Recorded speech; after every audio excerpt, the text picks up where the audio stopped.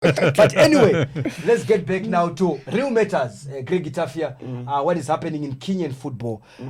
Definitely looks like that league in tatters. That league on the verge of collapse.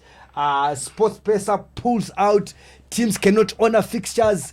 Walkovers. I mean, these are home teams that are having walkovers on them. Some are calling for the league to be put on hold until such a time that these financial issues are sorted out. I mean, what exactly is happening in Kenya? It's not only this year. They've been so much dependent on this Sport Pesa. But at the moment, it seems as if the moment they pull that plug off, everything just stops in Kenya. Because they are the main sponsor in the league. And, with the government rules and all those things now, I think it's affecting them, And for me, I just think everything should stop. Because if you have a league that cannot run, teams cannot honor their futures, I think it's a bad thing, because there's nothing going on there again, because the league in Kenya, that's where everybody eyes on because of what Kenya have done, in terms of their qualification, to the AFCON and all those things, I just feel like things just need to stop. They need to get, if they can't get the sponsor back, I just feel like the federation need to go to other avenue again to get other sponsors. That's what I just feel, because now, Kenyan football is just on another level, which is not good for the coach. Is it as easy as that, Coach Ian, that they must just shift their attention in trying to get revenue sponsors from somewhere else? It looks like they've been this dependence on this company, Sports Pesa. It's a betting company that has been in and out of the league. There's no TV coverage at the moment, no broadcast. And you look at the successes of Kenya in terms of the recent AFCON 2019, being there since 2004, comeback. It looks like things were going in the right direction. But this definitely, a little bit, just dampens the mood or just kills off some of these successes that we've seen over the years for Kenya. Yeah, I think if you look at it, if I'm a sponsor, I'll put my money where the value is. And if Sports Pesa can pull out, that means things are so bad. They're very bad in terms probably of organization as a league.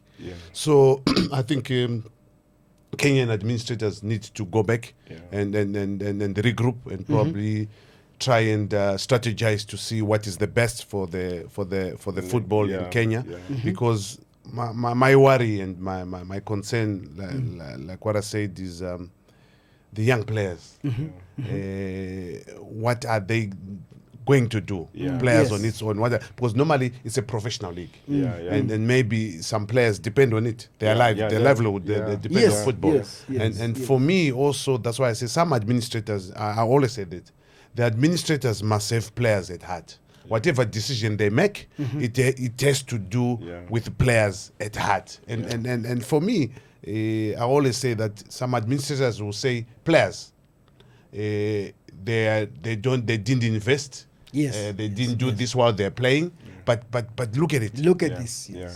And at the end of the day, you want to blame the players for being unreasonable, or for being not investing. But there's nothing to invest there.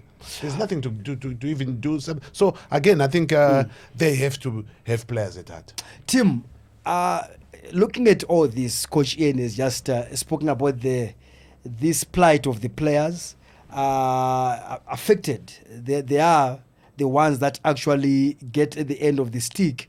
But looking at the problems now, Timothy, we'll talk about Nick Mwende as well, as to whether he deserves his achievements, what good he has done for Kenya football.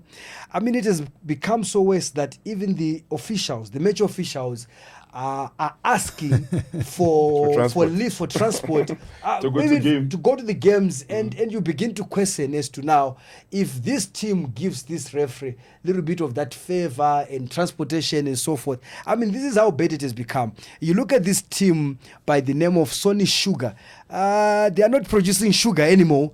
If you look at them now, it's not sweet at all. It's not sweet at all. Where they are on the verge, Timothy, of being relegated if they do another walkover, and nothing to do of themselves. But looking at the league overall as to what has gone wrong for Kenya football, the Premier League, that it is failing to make sure that they've got a reliable sponsor.